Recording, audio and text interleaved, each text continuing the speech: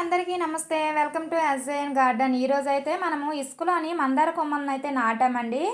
ఆ మందార కొమ్మల్ని నాటి 2 నెలలు అయితే అవుతుందనమాట. రూట్స్ అనేవి బాగా వచ్చేసాయి. ఇలాంటప్పుడు మనం తీసుకొని వేరే కంటైనర్లో కనుక నాటుకున్నాము అనేసి అంటే మంచిగా ఫ్లవరింగ్ అయితే వస్తుందనమాట. బాటిల్లో ఇసుక వేసి బాటిల్ చుట్టూరా కూడా కన్నాలు పెట్టాను. పెట్టేసిన తర్వాత ఆ కొమ్మలను అయితే నాటేసి ఒక పక్కన నీడ ఉన్న ప్రదేశంలో పెట్టేసి అలా వదిలేసాయన్నమాట. రూట్స్ అనేవి చూడండి ఎంత బాగా వచ్చాయో, వైట్గా కనిపిస్తున్నాయి కదా, అవన్నీ రూట్స్ అనమాట.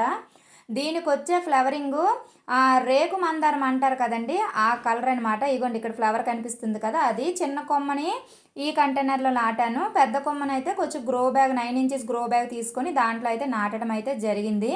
మనము ఏదైతే 9 ఇంచెస్ గ్రో బ్యాగ్లో మా కొమ్మనైతే నాటామో దానికి వచ్చిన ఫస్ట్ పువ్వు అనమాట ఇది. ఇది మొగ్గ. ఈ ఫ్లవర్ కింద ఒక మొగ్గ అయితే ఉంటుంది చూడండి, ఇక్కడ మీకు కనిపిస్తుంది కదా, అదే మొగ్గ.